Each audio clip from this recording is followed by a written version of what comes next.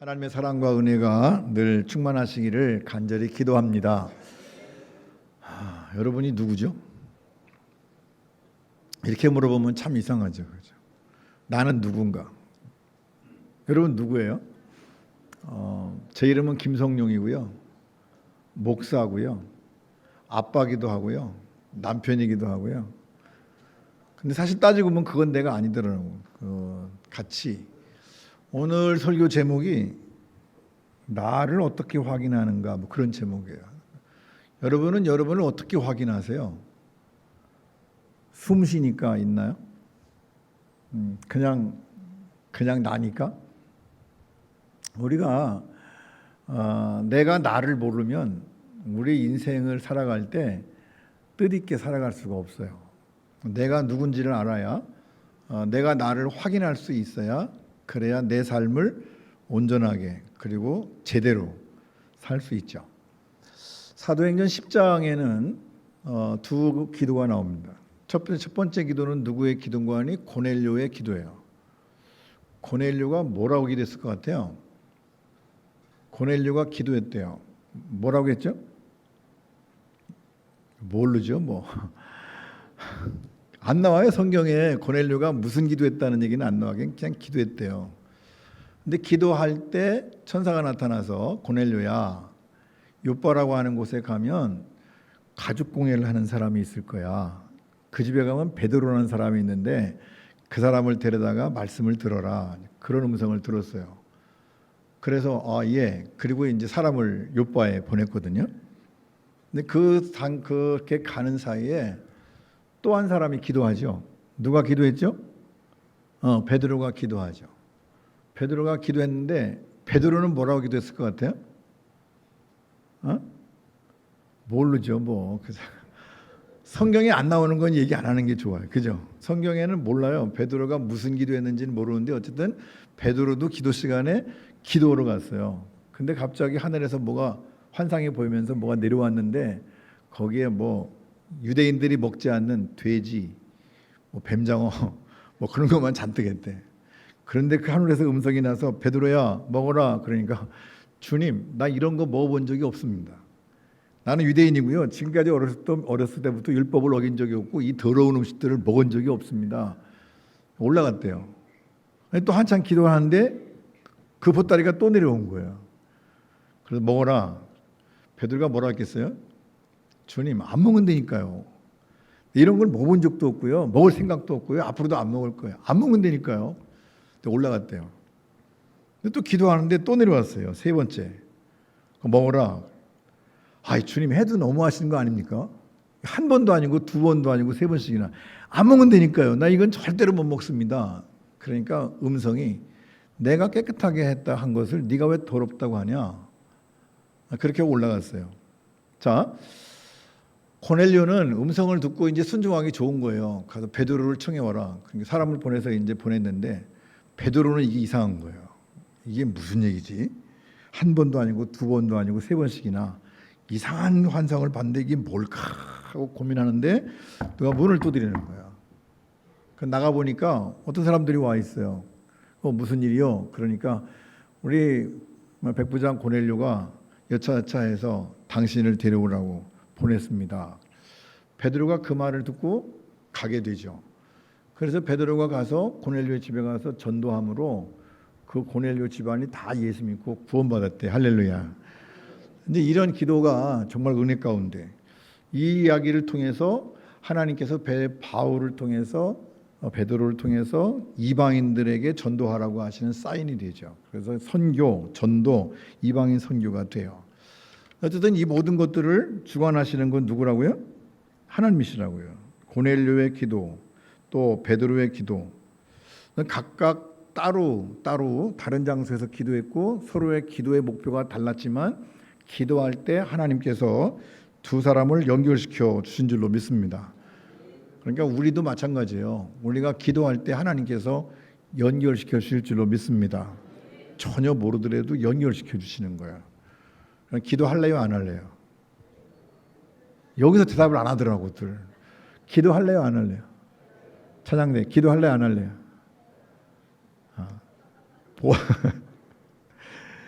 기도하셔야 돼. 기도해야 연결이 된다니까.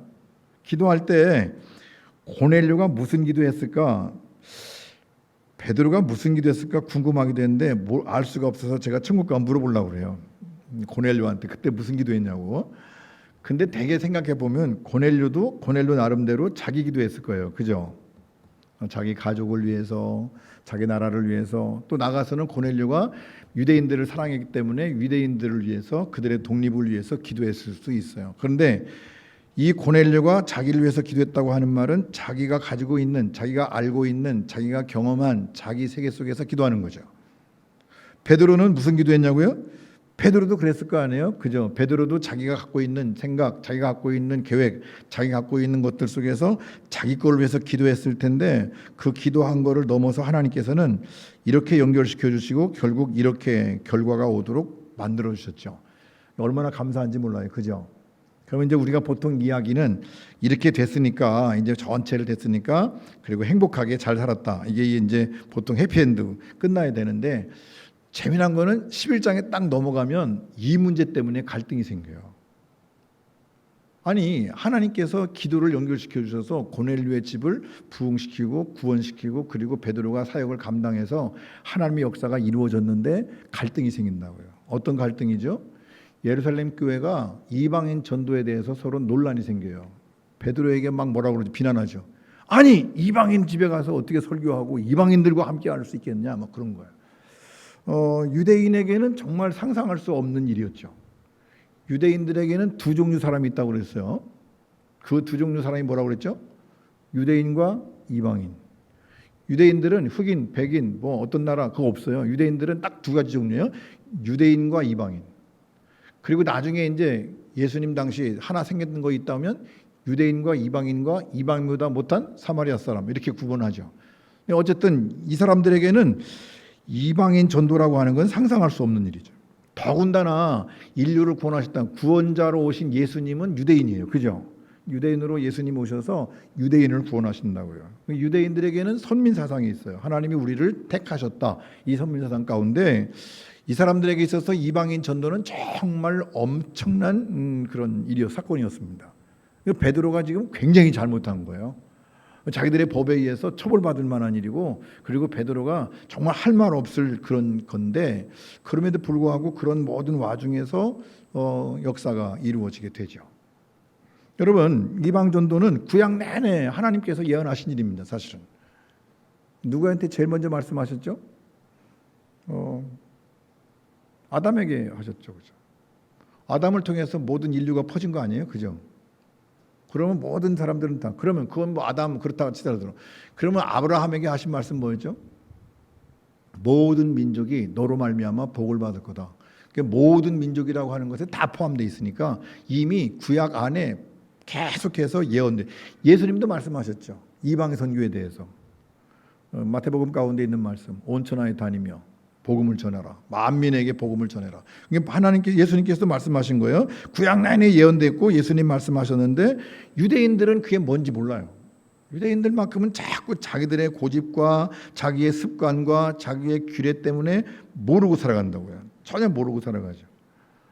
오늘 우리 교회도 잘못하면 이런 규례 때문에, 우리 규칙 때문에 사람들에게 교회 문턱을 자꾸 높일 수가 있어요. 교회 문턱은 자꾸만 낮아져야 돼요. 교회는 다 해결하고 들어오는 것이 아니라 들어와서 해결하는 것이 교회예요. 죄인들이 들어와서 용서받는 것이 교회지 용서받은 사람이 오는 것이 교회가 아니라고요. 예수님은 분명히 말씀하셨어요. 아픈 사람에게 의원이 필요하다. 안 아픈 사람에게는 의사가 필요 없다. 안 아픈 사람들이 교회 못 들어옵니까? 안 오죠. 담배 끊고 교회 와 이게 아니고 교회 오세요. 다니다 보면 끊어질 거예요. 그런 거죠. 그러니까 죄도 마찬가지고요. 우리는 유대인들이 모르는 걸 우리는 아는데 사도행전에서는 이것을 유대인들이 모르는 것을 당연한 것으로 연결시켜 주는 것이 사도행전이에요. 그래서 사도행전 가운데 베드로에게 그리고 그 바울에게 이방인 전도를 시키는 거죠. 근데 놀라운 것은 베드로를 부르시는데 베드로를 부른 것이 베드로의 뜻이었어요? 하나님의 뜻이었어요? 하나님의 뜻이고. 베드로는 예수님을 모른다고 몇 번 했다고요? 몇 번 했다고요? 3번. 예수님을 모른다고 3번이나 했다고. 가룟 유다는 예수님 몇 번 팔아먹었다고요? 한 번. 한 번밖에 안 팔아먹은 가룟 유다는 평생 막 계속해서 뭐라고 그러는데 3번씩이나 부인한 가룟 베드로는 그래도 우리가 사도로 섬기잖아요. 왜 그래요? 하나님께서 그 하나님의 뜻 가운데 선택하셔서 베드로가 막 불러달라고 기도해서 하나님 나를 불러주세요, 나를 써주세요 그랬나? 성경 보니까 베드로가 나를 써주세요 한 번도 안 그랬더라고. 우리 자꾸 나를 써달라고 기도하지 마요. 우리는 너무 나를 써달라고 막 기도해. 하나님이 알아서 하실 거라니까. 중요한 것은 베드로처럼 하나님께 맡기면 하나님이 알아서 쓰실 거예요. 그거 꼭 내가 그냥 써달라고 그래갖고 그래서 뭔가 하나님께서 쓰신 것 같으면 나중에 뭐라고 하는 줄 알아요? 간증하면서 내가 기도해서 하나님이 날 썼다고. 내가 기도해서 쓰신 게 아니라 하나님 계획 속에 있는 거라니까. 자꾸 우리는 나를 너무 내세워. 여러분 바울도 마찬가지 않아요? 바울도 스데반을 죽이는데 앞장선 사람이고 예수 믿는 사람들을 핍박한 사람인데 바울이 예수님 앞에 예수님 나를 불러주세요 그랬나요? 가다가 만났지, 그죠? 다메섹 가다가 만나가지고 눈 멀게 되고 우여곡절을 겪은 다음에 그 다음에 하나님께서 얘는 내 거를 내가 쓸 거야. 그래 쓰신 거예요. 얘는 내가 쓸 거야. 그럼 여러분들이 여기 앉아 있는 것이 여러분들이 맘먹어서 뭐 내가 생각해서 온 거라고요? 착각하면 안 돼. 하나님이 여러분을 부르신 거예요. 그래서 하나님께서 부르셔서 여러분들이 이곳에 오게 됐죠. 이게 다 누구 뜻이라고요? 하나님의 뜻이라고. 모든 일의 원인은 하나님께 있습니다. 하나님께. 우리가 잘하든 못하든 그런 거죠. 하나님께서는 우리를 부르시는데 우리의 자격이나 어떤 우리가 시작했던 시작이나 소원이나 노력 이런 것 때문에 우리를 부르신 것이 아니에요. 복음의 출발은 우리의 자격 때문이 아니고 또 우리의 주어진 보상 때문이 아니고 모든 원인이 누구한테 있다고요? 하나님께 있다고. 하나님께 있는 거예요. 하나님께. 장모님 교통사고 나서 입원했지, 그죠? 기분 나빴죠? 하나님 나를 왜 오토바이 사고 나서 입원해가지고. 저는 장모님 입원하신 다음에 여러 가지 사건을 겪으면서 하나님이 장모님을 쓰신 것 같아요.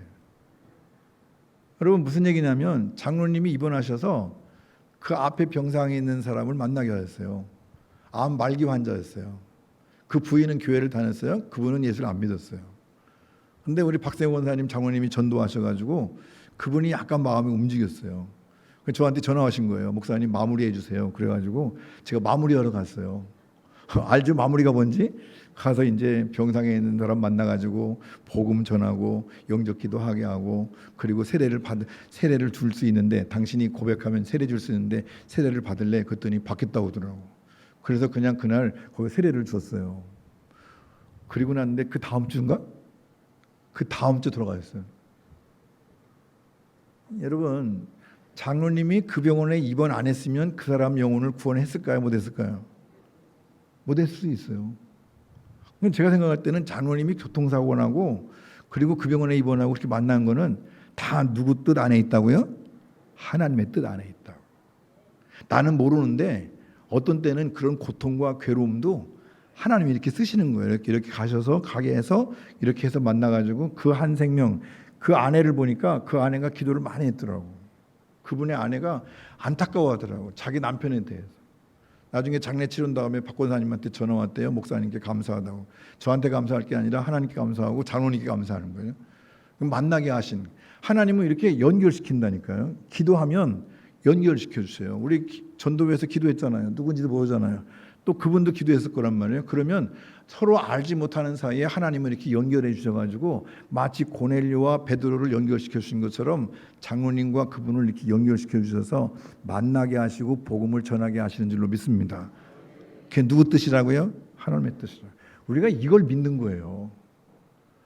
나 왜 사고 나가지고 하나님 너무 하시는 거 아니에요? 나 사고. 여러분 그렇게 생각하면 맨날 그렇지 뭐. 맨날 내가 불행하고 내가 좌절하고 내가 어렵고 내가 힘들고 그게 항상 우리는 나를 벗어나지 못하는 것이 문제 같아요.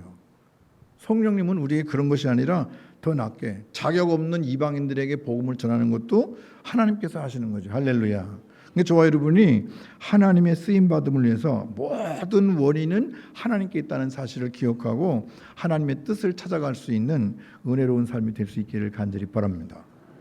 하나님의 뜻을 우리가 오해할 수가 있어요. 많이 오해하는 거는 하나님의 뜻을 이렇게 단편적으로 생각해. 어디에다가 항상 자기 중심으로. 그래서 뭐 단순하게 내가 갖는 신앙, 다시 말하면 내가 회개했고 뭘 선택하고 헌신하고 뭐 사후에 어떤 약속들이 생겨서 영생을 얻고 은혜를 받고 이런 작은 것에만 하나님의 뜻이라고 생각하고 자꾸 작은 것만 생각한단 말이에요. 그러면서 또 한 가지는 어려움을 당할 때 간구하면 나를 꺼내주시고 돕는 것 정도로 생각해. 믿음이. 또 하나님 날 도와주세요. 맨날 그걸 위해서 기도해요. 하나님 내 병 치료해 주세요. 하나님 나를. 그게 아니고 하나님이 나에게 병을 주셨는데 이 병을 가지고 무엇을 할까요? 하나님이 나에게 사업 실패하게 하셨는데 그 실패를 통해서 하나님이 이루시고 싶은 게 뭘까요? 사업이 잘 됐는데 그 잘된 사업을 가지고 주의 일을 어떻게 할까요? 여러분, 우리는 내가 가지고 있는 모든 상황을 통해서 하나님께서 일하신다는 사실을 믿고 따라야 될 줄로 믿습니다. 이것이 하나님의 뜻이죠. 이 전체가 다 하나님의 거예요. 모든 것이 다 하나님의 것이고 모든 것 대신 주님이시고 모든 것을 만드시고 운행하시고 섭리하시고 계획하시고 이끌어 가신다는 것을 우리 마음속에 믿어야 될 줄로 믿습니다. 그 믿음이에요. 그 믿음. 그러니까 복음을 전한다고 하는 것은 어떤 내 자격이나 내가 어떤 시작을 해서 소원이나 노력 결과가 아니라는 거죠. 이방인들도 자격 없고 조건 없지만 그들도 다 복음의 대상이 됐어요. 다시 말하면 다른 모든 사람들도 다 복음의 대상이라고요. 요즘에 동성애 문제가 크는데 여러분, 교회에서 동성애를 합법화시키면 안 돼요. 동성애는 죄예요. 성경 말씀이에요. 동성애는 죄예요. 그러나 동성애하는 사람들을 미워할 필요는 없어요. 그들을 교화하고 그들이 가르치고 그들이 다시 정상적인 삶을 살아갈 수 있도록 도와줘야 될 의무가 우리에게 있는 거죠. 그러나 그거를 합법화시켜 갖고 그거 죄가 아니라고 말하면 안 돼요. 이번 올림픽에도 지금 저는 굉장히 기분 나빠요. 프랑스 아주 내가 기도할 때마다 하나님 프랑스 애들을 좀 한번 때려달라고 하는 뭐 채찍으로 때리시든 뭐로 때리시든 프랑스를 팍 때려달라고 제가 기도를 했는데 여러분, 그 패러디 한 거 보십시오. 최후의 만찬 그 동성애자들 패러디 해가지고 하나님을 망령되이 일컫는 프랑스가 아주 나쁜 거시기, 우리 전라도 말로 거시기 한 나쁜 사람들이에요. 더군다나 이번에 복싱 선수 하나가 한 대 맞고 46초 만에 기권했잖아요. 근데 상대방 선수가 염색체가 XY예요. 남자란 얘기예요. 근데 여자라고. 자기가 여자라고 여자하고 게임하는데 여러분, 여자가 아무리 세다고 해도 남자 펀치를 당하겠어요? 등치도 크던데 한 방 맞고 나서 얼른 나 그만한다고. 그 왜 그러냐니까 안 죽으려고 그랬대. 그거 맞으면 죽을 것 같더라는 거죠. 이게 지금 세상의 흐름이라면 따라가면 안 돼요. 우리가 전체가 다 하나님께서 운행하시는 걸 안다면 우리는 모든 동력이 하나님께 있음을 기억하고 하나님께 맡기고 하나님께 의지하는 삶을 살아야 될 줄로 믿습니다. 하나님께 있습니다. 하나님께 모든 것이 다 있고 또 우리가 살아가면서 그 전체를 다 설명할 수 있는 단어가 있어요. 그것이 요한복음 3장 16절이에요. 다 알잖아요. 그죠? 어떤 분이 그랬어요. 성경을 기름짜는 틀에다 넣고 꽉 짜면 뭐가 나온다고요? 요한복음 3장 16절 나오는데 그게 성경의 주제거든요. 같이 읽어볼까요? 하나님이 세상을 이처럼 사랑하사 독생자를 주셨으니 이는 그를 믿는 자마다 멸망하지 않고 영생을 얻게 하려 하십니다. 할렐루야. 이 말 속에 몇 가지 단어, 우리가 좀 생각할 단어가 있어요. 하나님이 세상을 그리고 사랑하셨는데 독생자가 누구라고요? 예수님을 주셨는데 그래서 우리로 하여금 멸망하지 않고 영생을 얻게 하신 거래요. 하나님이 우리를 사랑하셔서 예수님 보내주시고 우리에게 세상을 사랑하셔서 영생을 주셨대요. 참 중요한다는데 세상을 사랑하셨기 때문에 영생을 주셨다. 이게 무슨 얘기일까요? 우리는 그냥 영생 그러면 안 죽고 살아가는 거예요. 말씀드렸잖아요. 어떤 할머니가 전도하면서 할머니 예수 믿어야 오래 살고요. 영생을 얻어요. 그러니까 나 안 믿는다고. 아니 예수 믿어야 영생을 얻어요. 여보시오. 이 한 세상 살기도 힘들어 죽겠는데 뭘 영생을 살아? 그만 살래. 그리고 안 간대. 여러분 그 생각하면 영생 사는 게 힘들어요. 이 땅에서처럼. 이게 무슨 얘기일까요? 세상이라고 하는 말은 세상 그러면 우리가 아는 전부가 세상이에요. 여러분 세계는 내 안에 있는 것이 세계. 저는 제 세계 안에 살아요. 내 지식과 경험과 내 가지고 있는 것 속에서 그것이 내가 가지고 있는 세상의 전부예요. 그죠? 여러분 더 많은 거 있어요? 여러분은 뭐 더 많은 거 갖고 살아요? 아니에요. 우리는 각자가 다 자기 세상 속에 살아요. 자기 세계, 자기 안에 산다고요. 근데 하나님은 그 우리가 아는 전부 세상을 사랑하셔서 예수님 보내주셨는데, 예수님을 보내주셔서 뭘 주셨는가 하니 영생을 주셨대요. 내가 아는 전부가 아니라 하나님은 더 스케일이 큰 걸 주신 거예요. 엄청난 걸 주셨어요. 내가 아는 세상이 아니라 더 많은 것들을 하나님께서 우리에게 주신 거예요. 그것이 영생이에요. 영생은 뭐냐면 하나님을 아는 거죠. 하나님을 아는데 얼마큼 알아야 아는 거예요? 하나님을 아는데 몇 년 걸릴 것 같아요? 여러분, 하나님을 아는 거는 끝없어요. 끝없는 그 놀라운 것들을 우리에게 주신 거죠. 스케일이 달라요. 주님이 우리에게 주신 모든 것들은 내가 가지고 있는 스케일은 작지만, 그러나 하나님의 스케일은 커요. 바울이 가지고 있던, 베드로가 가지고 있던 스케일은 유대에 한정된 거 있지만, 하나님은 거기서 한정된 것이 아니라 세계 전체로, 전체 선교를 향해서 하나님의 스케일을 펼쳐나가신 줄로 믿습니다. 그래서 우리가 가지고 있는 회개라든가 결단이라든가 우리의 믿음, 이런 모든 것들은 세상보다 더 큰 스케일, 거기에 포함되는 거예요. 다 몽땅 다 누구 거라고요? 하나님 거라고요.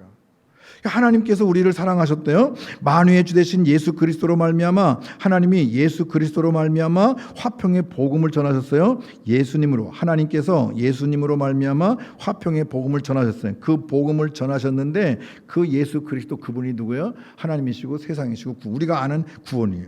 세상 구원.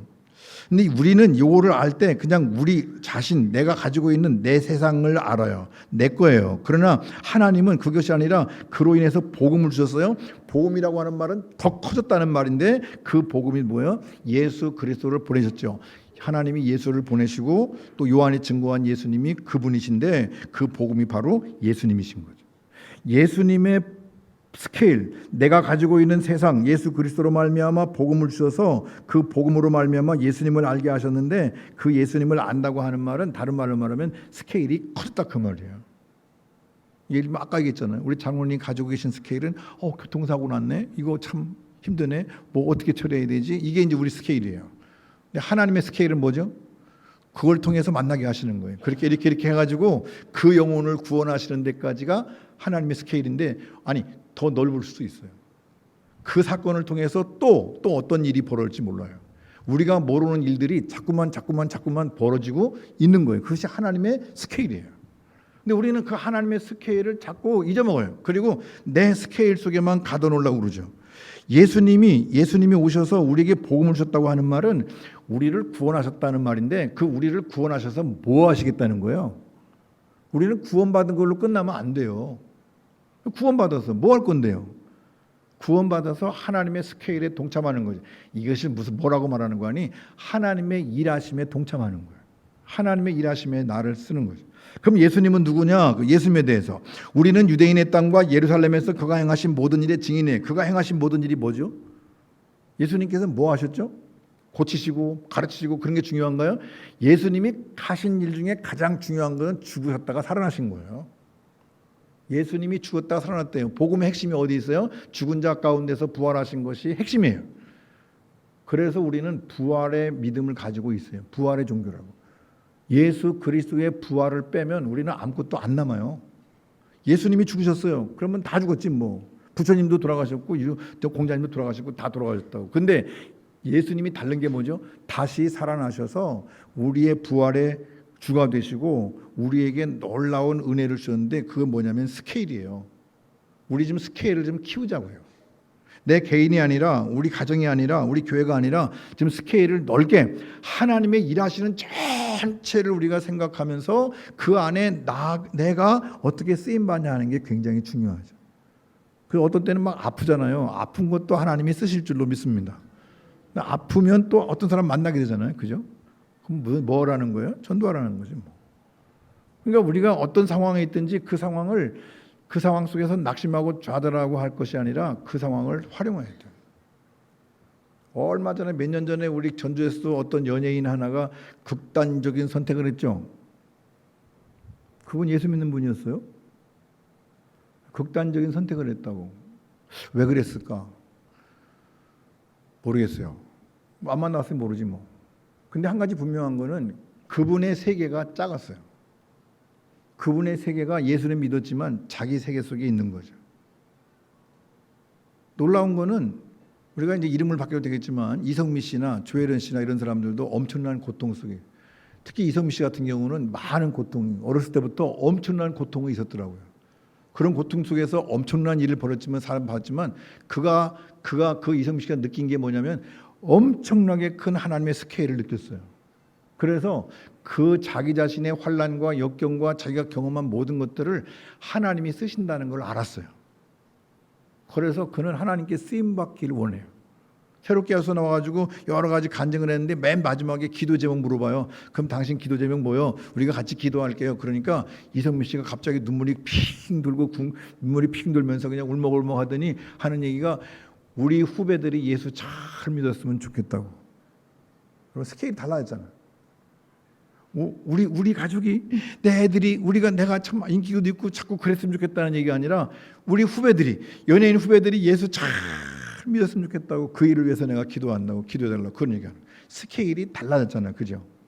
나 구원받는 거는 이제는 당연한 거고 이제 그 스케일을 넘어가는 거죠. 그게 얼마나 커요?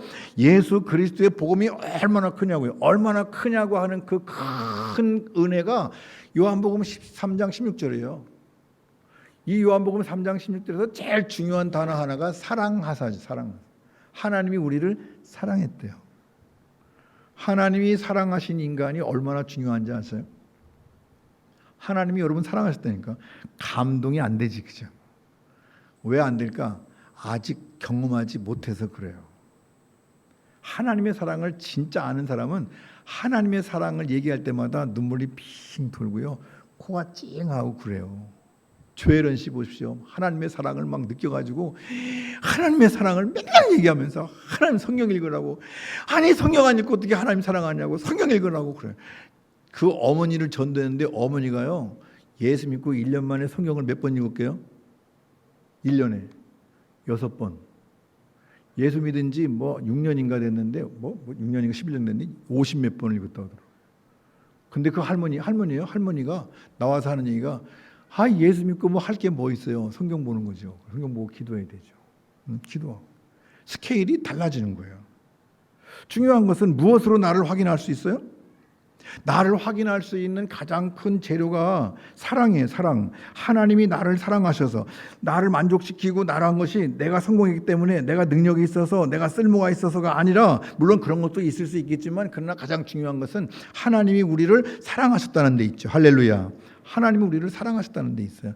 하나님이 우리 사랑하신대요.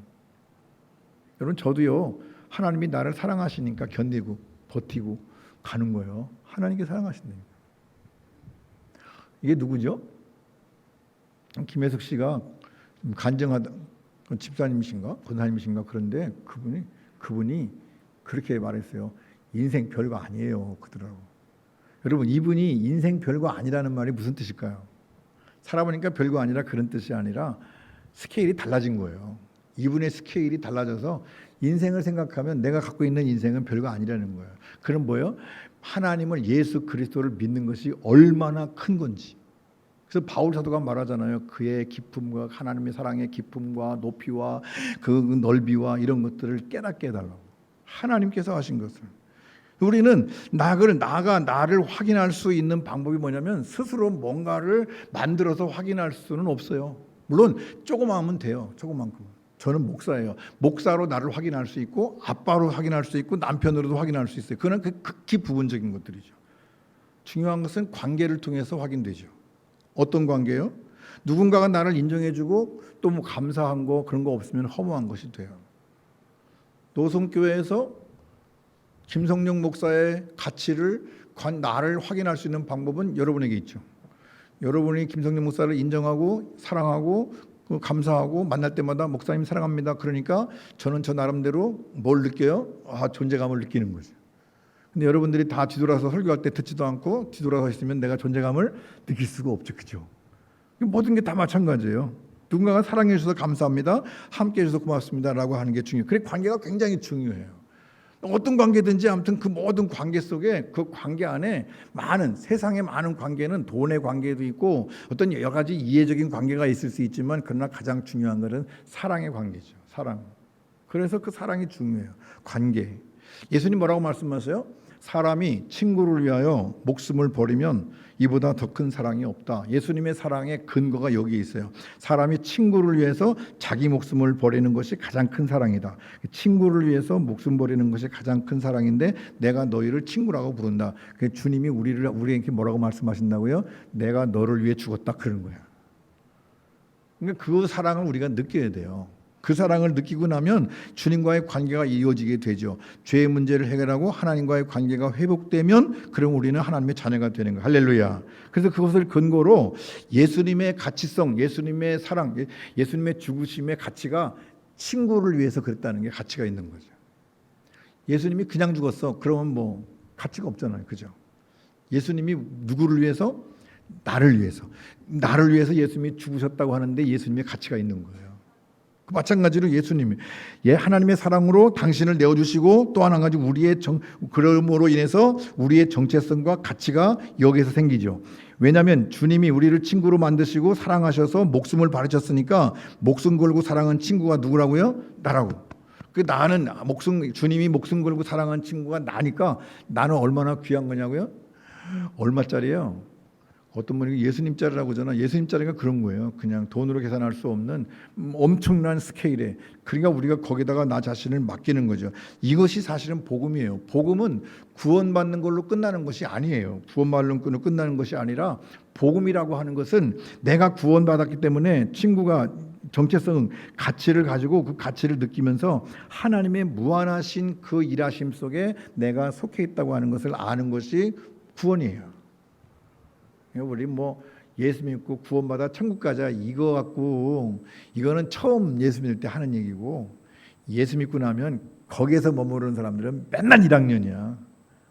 올해도 1학년, 내년에도 1학년, 그 다음에도 1학년. 그럼 뭐라고 그래 우리가? 뭐라고 그러죠? 지적장애라고 그래. 믿음의 지적장애인들이 참 많지.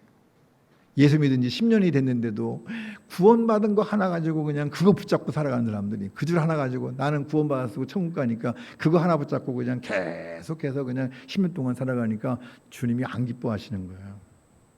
이제는 2학년 되고 3학년 되고 하면서 우리가 예수님의 죽음을 헛된 것으로 만들지 마. 예수님께서 우리를 위해서 죽으셨어요. 하나님이 예수를 보내서 우리를 구원하셨고 하나님이 우리를 사랑하셔서 우리에게 하나님의 사랑을 보여주셨어요. 내어주셨죠. 그것이 은혜예요. 가장 중요한 말이 뭐죠? 너는 내가 사랑하는 내 자녀다. 사랑이죠. 사랑. 이 사랑을 보여주신 것이 하나님의 스케일이에요. 그 스케일 속에 하나님의 일하심 속에 우리가 들어가기를 원하시죠. 하나님의 일하심 속에. 저와 여러분이 하나님의 일하심 속에 들어가서 이제는 저와 여러분의 스케일을 좀 키우자고요. 힘들고 어려워도 그냥 거기서 절망하고 낙심하지 마시고 어떻게 하자고요? 쓰시겠지. 바울이 만나는 여러 가지 헐벗고 굶주리고 매맞고 강의 위험, 동족의 위험 여러 가지 위험이 있지만 그럼에도 불구하고 하나님이 쓰시겠지. 그리고 큰 스케일로 갈 때 죽을 때까지 그는 하나님을 붙잡고 했던 것처럼 저와 여러분도 그런 믿음으로 갈 때 하나님께서 우리를 사용하시고 하나님의 일하심 속에 우리를 던짐으로 주님의 뜻을 이루는 은혜로운 성도들이 되게 될 줄로 믿습니다. 기도하십시다.